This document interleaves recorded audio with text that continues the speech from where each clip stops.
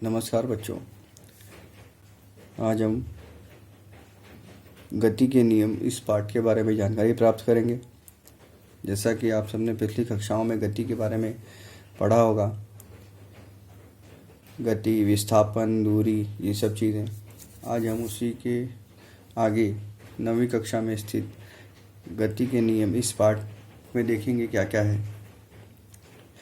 जैसे किसी पिंड की गति। पिंड की गति मतलब कोई अगर पिंड गतिमान होता है तो हमको कैसे मालूम पड़ता है। जैसे कि बहुत सारे उदाहरण दिए गए हैं। पक्षी का उड़ना, हवा में उड़ने वाले घास पात, रुकी हुई रेलगाड़ी और पहाड़ पर स्थित पत्थर।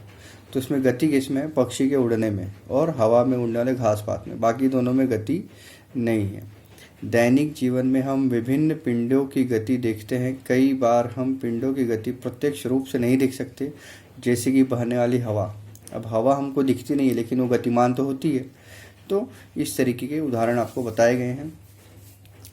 अब जैसे अब हम बस में बैठे हैं लेकिन हमारे पास वाला व्यक्ति क्या है, वो भी बैठा है और दोनों गति में है, लेकिन हमको वो क्या होता है, हमको बाजू में बैठा है इसलिए वो गतिमान दिखाई नहीं देता, गतिशील दिखाई नहीं देता। तो वही यहाँ पर दिया गया है कि किस हिसाब से पिंड की गति को हम मालूम करते हैं। जैसे किसी पिंड में गति होगी तो वह क्या होगा, एक जगह से दूसरी जगह जाएगा। अब इसमें हम चलते हैं, जो महत्वपूर्ण मुद्दा है विस्थापन और दूरी। तो इसमें ये सब चीज़ें आपको नहीं आने वाली है। आओ और देखो, बताइए, तो ऐसा विचार कीजिए। इन सब के ऊपर प्रश्नोत्तर नहीं पूछेगा, आपको जो सटीक चीज़ें हैं उसके ऊपर क्वेश्चन आंसर पूछेंगे। तो देखते हैं विस्थापन और दूरी। विस्थापन मतलब एक जगह से दूसरी जगह पे जाना। जैसे हम किसी पिंड का डस्टर लिए, डस्टर को एक जगह से उठा के दूसरी जगह रख दिए, तो हमने क्या किया, हमने उस डस्टर को एक जगह से दूसरी जगह विस्थापित कर दिया है। तो उसमें आपको ये सब बताया गया है। अब चलिए हम देखते हैं विस्थापन और दूरी क्या होता है। देखिए यहाँ पर दिया गया है, देखो, दूरी अर्थात दो बिंदुओं के बीच गतिशील रहने पर पिंड द्वारा प्रत्यक्ष रूप से तय किया गया पथ यहाँ पर दिया है। यहाँ पर अंडरलाइन कर लीजिए। और ये परिभाषा आ सकती है 1 नंबर के लिए, 2 नंबर के लिए। फिर विस्थापन का अर्थ है गतिशीलता के प्रारंभ और अंतिम बिंदु के सबसे कम दूरी। ये भी आप अंडरलाइन कर लीजिए। अब इसके अंदर हम लोग पहले स्पष्टीकरण देंगे है क्या ये। देखो दूरी ठीक है, जैसे यहाँ पर दिया है शीतल और प्रशांत का घर, ये संगीता का घर दिया है और ये विद्यालय दिया है।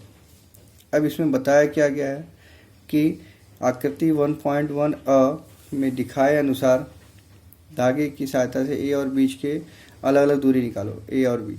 जैसे यहाँ पर दिया है अभी, अतः अब पुनः ए तथा बी से दूरी सीधी खंडित रेखा द्वारा दर्शाए गए हैं और आपके मतानुसार किसी पथ से नापी गई दूरी योग्य है क्यों। अब ये बताया गया, देखो यहाँ पर। अब ये इसके घर से सीधा विद्यालय जो है प्रशांत और शीतल के से 1300 मीटर है, लेकिन अगर वो शीतल पहले अपने फ्रेंड के घर जाएगी, संगीता के घर, फिर उसके बाद विद्यालय जाएगी, तो दूरी दोनों में तय कर रही हूँ, दूरी दोनों में तय कर रही हैं। यहाँ से 1300 मीटर, यहाँ से 1700 मीटर, क्योंकि 1200 और ये 500 मिला के 1700 हो जाएगा। लेकिन विस्थापन कौन सा है? विस्थापन मतलब अब दोनों दूरियां देखनी है और दोनों दूरियों में सबसे कम दूरी कौन सी है, ये 1300 मीटर वाली, इसलिए ये विस्थापन हो जाएगा यहाँ पर। तो वही यहाँ पे दिखाया गया है। तो ये आप परिभाषा याद करके रखिए, दूरी तथा विस्थापन। फिर आगे प्रत्यक्ष। अभी देखो ये वृत्ताकार गति है। अब इसमें आपको दूरी और विस्थापन के संबंध में दिखाया गया है कि अभी ये कार है, ये गाड़ी है, ये P से लेके कहाँ तक जा रही है, Q तक जा रही है ना। फिर वापस Q से लेके P तक आ रही है। अब उसने जाने आने में 360 मीटर दूरी तय की।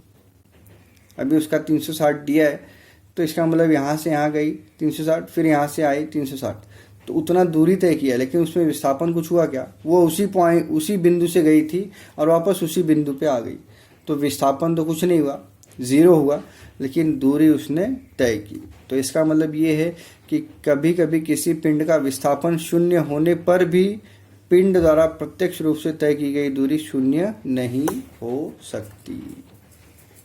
अब जैसे हम देखते हैं, हम अपने घर से स्कूल आते हैं, है कि नहीं, फिर वापस स्कूल से घर पे जाते हैं, तो हमने स्कूल आने के लिए कुछ रास्ता तय किया या दूरी तय की, लेकिन अब हमारा स्टार्टिंग पॉइंट कहाँ था? घर था। और हम घर पे ही वापस आ गए, तो हमने हमारे अंदर कुछ विस्थापन हुआ क्या? नहीं, ज़ीरो। तो विस्थापन ज़ीरो हो सकता है, लेकिन कभी भी पिंड द्वारा प्रत्यक्ष रूप से तय की गई दूरी शून्य नहीं हो सकती। तो इसको भी आप ध्यान दीजिए। फिर आगे चलते हैं, चाल और वेग। तो चाल बराबर तय की गई दूरी बटा लगने वाला कुल समय। तो ये आप ध्यान देना है, ये फार्मूला है, ये सूत्र है, ये आता है एग्जाम में।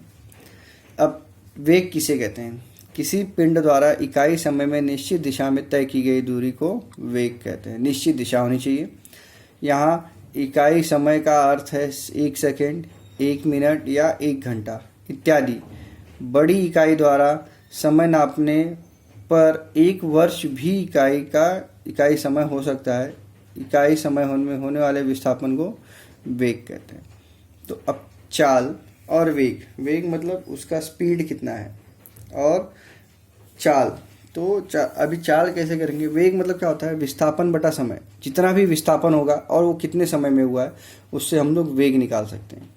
चाल मतलब तय की गई दूरी बटा लगा हुआ कुल समय।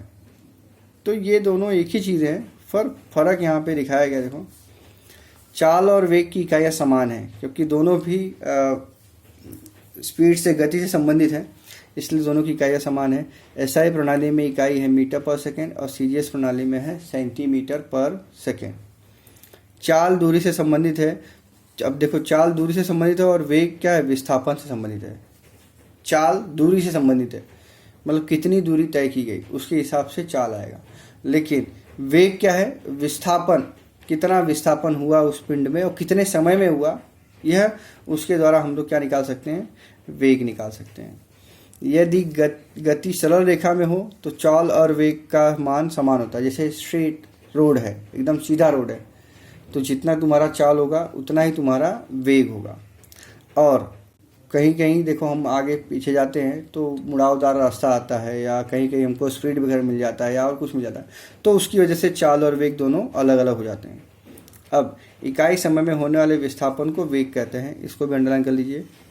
यहाँ पर ये हो गया और यहाँ पर ये हो गया। तो वेग की परिभाषाएं बहुत दी गई हैं, 2-3 वे में दी गई है, लेकिन सबका मानना एक ही है, सब परिभाषा एक ही है।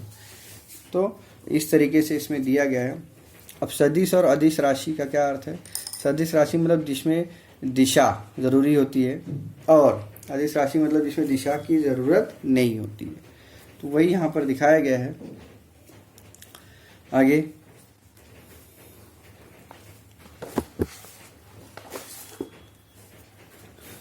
अब देखिए, यहाँ पर एक एग्जाम्पल दिया गया है। शीतल की ए पथ पर चाल, दूरी बटा समय। ए पथ, अभी ए पथ मतलब जो 500 मीटर बटे 5 मिनट। यहाँ पे देखो, यहाँ पे दिया गया है ये वाला जो आकृति दिया गया है, ये ए पथ है और ये बी पथ है। तो यहाँ पे इस तरीके से आपको दिखाया गया है और उसी को क्वेश्चन को यहाँ पूछा गया है। देखिए, शीतल की ए पथ पर चाल, दूरी बटा समय 500 मीटर बटा 5 मिनट। तो कितना चाल हो गया उसका? 100 मीटर 1 मिनट में वो चल रही है।